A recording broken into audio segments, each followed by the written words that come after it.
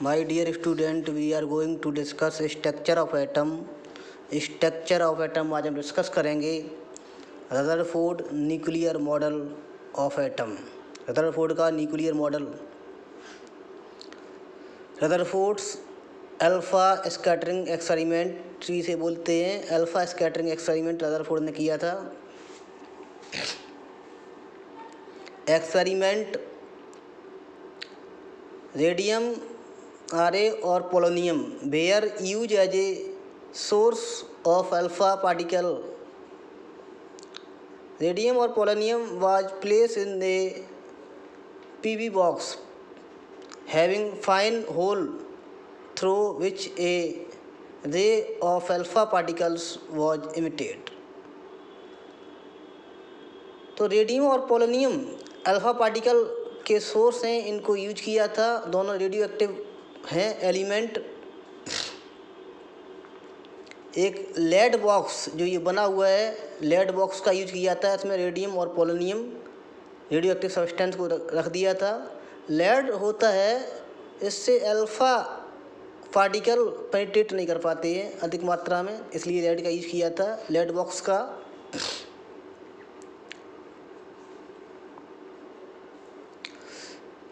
These alpha particles, जो alpha particle use किए थे उनकी वेलोसिटी थी 16,000 किलोमीटर पर सेकेंड। बहुत ही हाई एनर्जेटिक पार्टिकल थे।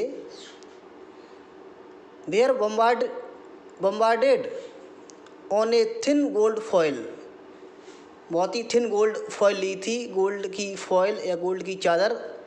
गोल्ड की फॉयल इसलिए यूज की थी कि सबसे थिन गोल्ड मेटल की फॉयल बनती है। तो इसकी जो थिकनेस थी वो 10⁻⁻⁴ mm तक थी। To detect the position of alpha particles zinc sulphide screen was fitted. तो अल्फ़ा पार्टिकल की पोजीशन स्कैटरिंग को मेजर करने के लिए जिंक सल्फाइड की स्क्रीन लगा दी है, जो आपको डायग्राम में दिखाई दे रही है। जिंक सल्फाइड की स्क्रीन, जिंक सल्फाइड स्क्रीन है, फ्लोरोसेंट फॉस्फोस्कैंट की तरह वर्क करती है। इस पर अल्फ़ा पार्टिकल रे जब पड़ती हैं तो ग्लो या ब्राइट स्पॉट क्रिएट होते हैं, ग्लो करती हैं, ब्राइट स्पॉट क्रिएट होते हैं।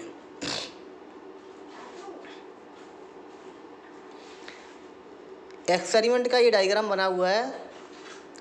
ये आपका लेड बॉक्स है, इसमें आपका ये radioactive substance alpha emitter RA और पीओ पोलोनियम रखा हुआ है। लेड बॉक्स क्यों यूज किया गया है? क्योंकि इससे अल्फ़ा पार्टिकल पेनिट्रेट नहीं कर पाते, इसलिए लेड का यूज किया गया है। ये लेड की स्लैट लगा दी गई है, अधिक मात्रा में अल्फ़ा पार्टिकल प्रवेश न कर पाएँ इसलिए।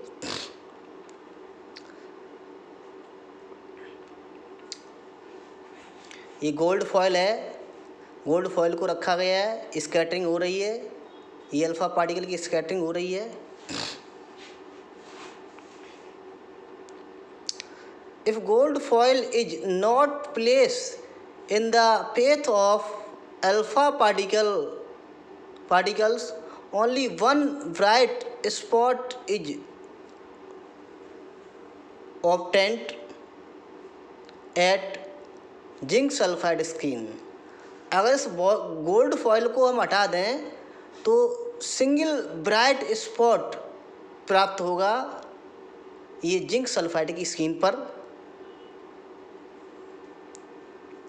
When the gold foil is placed in the path of alpha particles, several bright spots which are less bright than initial spot are also obtained। अगर गोल्ड फॉयल इस अल्फ़ा पार्टिकल जो आ रहे इसके पेट में हम लगा दें या रख दें तो अब जो बहुत अधिक या कह सकते हैं स्कैटरिंग पार्टिकल की हो जाएगी। तो कई स्पॉट, छोटे छोटे स्पॉट इस स्क्रीन पे आपको दिखाई देंगे, जिनकी ब्राइटनेस थोड़ी कम होगी। जो पहले एक स्पॉट जो पाया गया था जब ये थिन प्लेट नहीं रखी थी, तो इसकी ब्राइटनेस बहुत ही कम होगी। इससे ये क्लियर होता है एक जो रे आ रही है अल्फा पार्टिकल की वो कई भागों में डिवाइड हो गई, इसलिए उसकी ब्राइटनेस, उसकी सक्रियता कम हो गई है।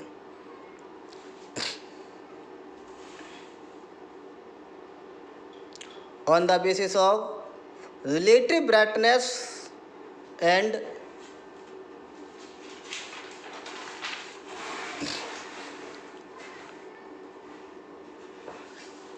other measures, it is also observed that इस रिलेटिव ब्राइटनेस से और अदर मेजरमेंट से कुछ बातें प्राप्त होती हैं। About 90 to 92% alpha particles pass through gold foil without being scattering from their original faith. इस डायग्राम को हम देखें, इससे मालूम पड़ता है बहुत अधिक मात्रा में पार्टिकल हैं वो सीधे निकल जाते हैं। हालांकि सब रे तो उसमें नहीं बन सकती हैं, कुछ रे को दिखाया गया है जो सीधे विदाउट स्कैटरिंग, इनकी स्कैटरिंग नहीं हो रही है, जिस पेथ में आ रहे उसी पेथ से टकरा के निकल जा रहे हैं सीधे, कोई इफेक्ट नहीं इन पे पड़ रहा है, इन पे कोई इफेक्ट नहीं पड़ रहा है। तो कह रहा है ये पार्टिकल 90 से 92% तक सीधे निकल जाती है, कोई इफेक्ट नहीं पड़ता है। Some alpha particles scattered at small angle, कुछ अल्फा पार्टिकल स्मॉल एंगल यानी एंगल ये 90 डिग्री से कम होगा उस पर स्कैटर कर जाते हैं कुछ अल्फा पार्टिकल। ये दिखाई गई हुई ये कुछ alpha particle.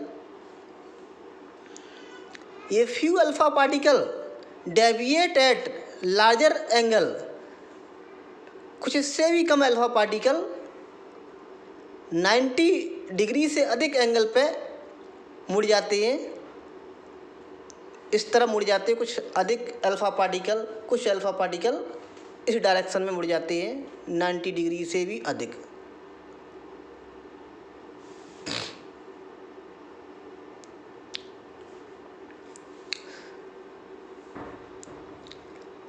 A very few, बहुत ही कम, 1 पर 10,000 10,000 में से एक अल्फा पार्टिकल आर रिटर्न या रिफ्लेक्टेड और स्कैटर्ड एट एंगल 180 डिग्री, या कह सकते उसी पेथ में बहुत ही कम पार्टिकल, 10,000 में से एक पार्टिकल अपने उसी पेथ में वापस लौट आता है।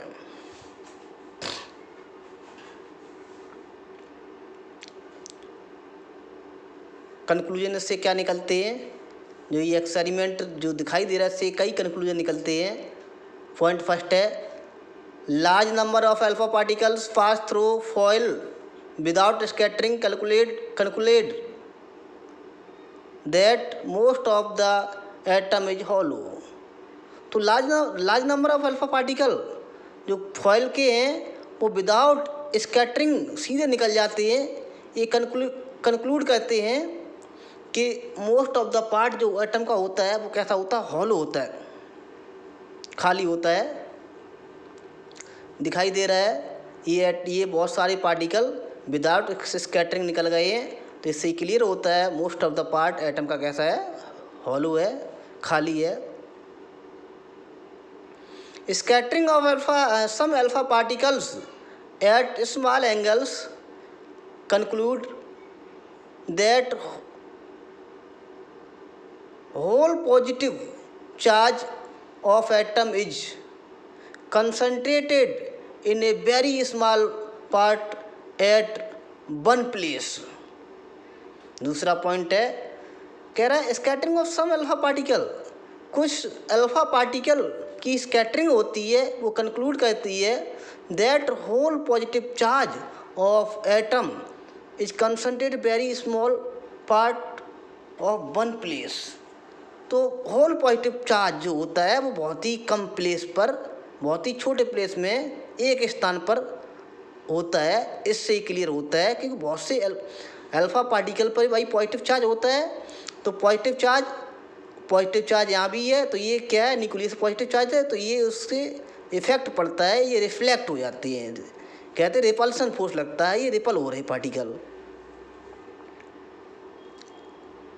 Because scattering of alpha particles follow A definite angular distribution pattern, so the positive charge is concentrated the centre of atom. इनका पैटर्न, एटम का जो डिफ्लेक्शन का पैटर्न है पार्टिकल का, वो फिक्स पैटर्न होता है। इससे ये भी एक बात क्लियर हो जाती है कि जो पॉजिटिव चार्ज है वो सेंटर में स्थित होता है, बहुत ही डेंस होता है। इससे ये बात क्लियर हो जाती है और बहुत ही छोटे पोर्शन में होता है।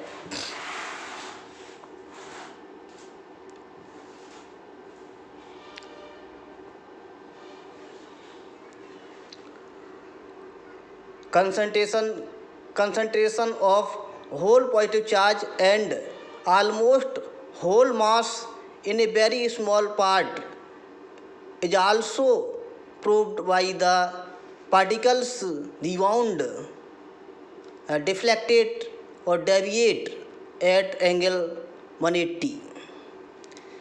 ये द्वारा क्लियर हो जाता है कि बहुत ही 10,000 में से एक पार्टिकल जो है रिबाउंड उसी अपनी ही मार्ग में वापस लौट आता है या 180 पर वापस आता है। ये पुनः इससे क्लियर हो जाता है कि जो मास, पॉजिटिव मास है, कह सकते पॉजिटिव चार्ज है, बहुत ही छोटे पार्ट में है, बहुत ही डेंस है, उसको पार्टिकल पेनिट्रेट नहीं कर पाते हैं और इसलिए अल्फा पार्टिकल पॉजिटिव चार्ज होता है, इसलिए वो रिपल्सन, इतना अधिक रिपल्सन लगता है, वो अपने ही मार्ग में वापस लौट आती है। The radius of the atom is about 10⁻10 metre. तो रेडियस जो एटम की है वो 10⁻10 मीटर,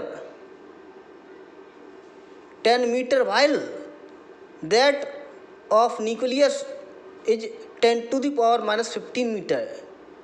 यानी एटम की रेडियस वो बताई है वो 10⁻10 मीटर के आसपास बताई है और जो न्यूक्लियस रेडियस अप्रॉक्स होती है 10⁻15 मीटर के आसपास होती है। या कह सकते हैं, मान लें if cricket ball represent a nucleus then the radius of atom would be about 5 kilometre. अगर हम मान लें क्रिकेट बॉल को न्यूक्लियस मान लें तो आपका जो रेडियस एटम की होगी वो 5 किलोमीटर, वो गेंद बॉल से 5 किलोमीटर दूर की रेडियस ले लें, 5 किलोमीटर तक होगी, ये कह सकते हैं। रदरफोर्ड एटॉमिक मॉडल, इसके आधार पर, इस कंक्लूजन के आधार पर रदरफोर्ड ने अपना एटॉमिक मॉडल दिया। On the basis of above observation and conclusion, Rutherford proposed a nuclear model of atom according to this model। तो रदरफोर्ड ने एक मॉडल प्रस्तुत किया, इसके अकॉर्डिंग कुछ पॉइंट हैं। The positive charge and most of the mass of the atom was densely concentrated in extremely small portion region. This very small portion of the atom was called nucleus by Rutherford। तो above observation के according Rutherford ने अपना model दिया, उसके according उन्होंने बताया positive charge होता है तो बहुत ही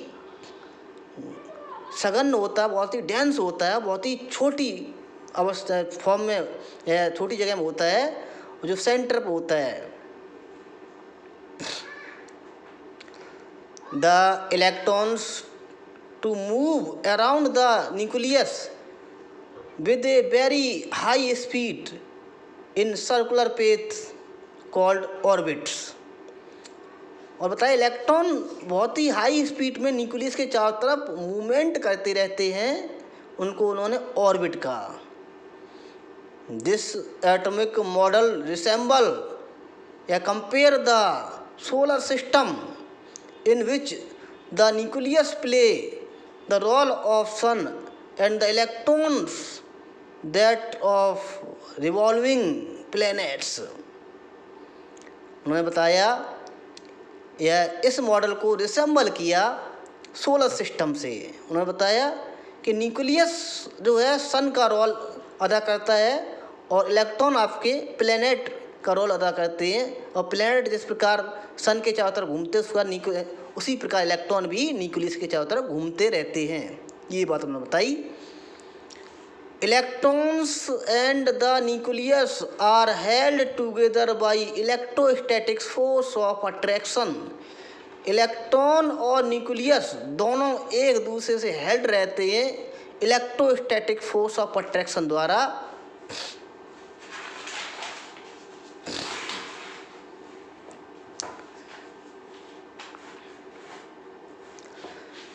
लिमिटेशन और drawback of Rutherford models.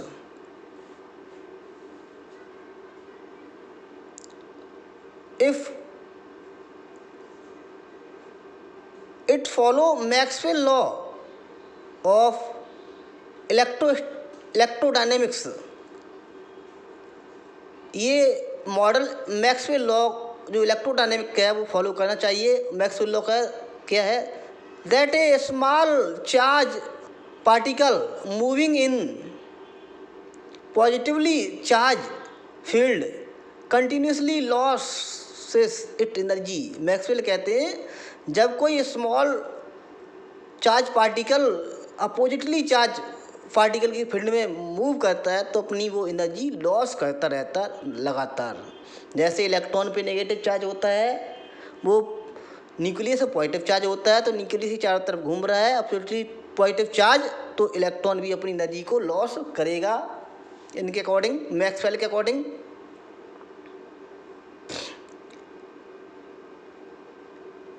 If an electron moving around nucleus obey and obey this law, it should lose its energy continuously and should set up spiral motion, ultimately falling into the nucleus. Thus atom must be unstable. तो उन्होंने बताया अगर electron अगर nucleus के तरफ घूम रहा है, न्यूक्लियस चारों तरफ घूम रहा है तो उसकी वो अपनी एनर्जी लॉस करेगा। उसका पेथ है वो स्पायरल, इस प्रकार डायग्राम की तरह स्पायरल होता जाएगा होता जाएगा होता जाएगा होता जाएगा। एक समय वो आएगा कि वो इलेक्ट्रॉन न्यूक्लियस में गिर जाएगा और एटम नष्ट हो जाएगा, या कह सकते unstable atom. It does not explain atomic spectra of hydrogen. ये मॉडल जो है एटॉमिक स्पेक्ट्रा ऑफ हाइड्रोजन को भी एक्सप्लेन नहीं करता है। It does not explain discontinuous spectra, ये डिसकंटिन्यूस स्पेक्ट्रा को भी एक्सप्लेन नहीं करता। Thank you for watching.